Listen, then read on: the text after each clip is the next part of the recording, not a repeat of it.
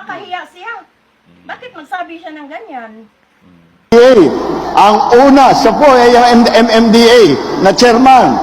At masasabi ko po sa inyo, nung nandun po kami sa Tacloban at nag-aantay kami ng tulong, nag-aantay kami ng dadalhin ng mga gamit, ng mapagkain para sa mga nabiktima.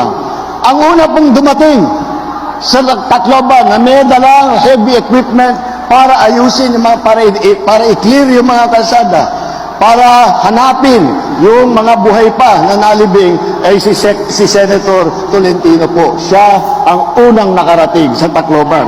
Si BBM sa pwesto, nangyari yung Yolanda, Oo. is Noynoy Aquino. Oo. So si Duterte ang tumutulong dito.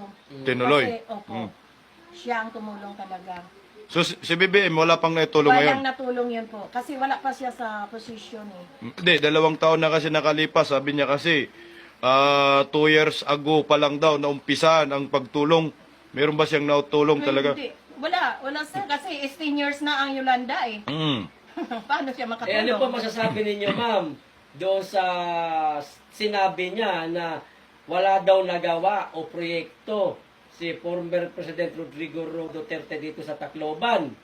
Wala daw nagawa. Totoo ba wala nagawa? Para naman ginagawa niya kita yung tanga, ang mga taong bayan, hindi nakakita sa mga ginagawa. Sasabihan tayo ng ganyan. So, hindi siya maganda talaga. Dapat magsalita siya ng tatapat at totoo.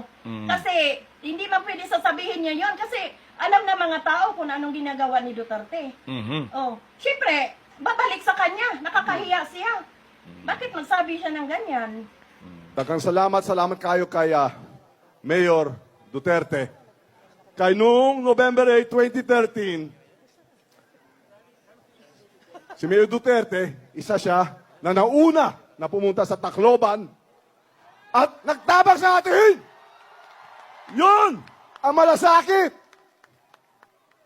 Maraming sinabi, maraming batikos, pero nakita po natin, saksi po ako sa malasakit ni Mayor Duterte.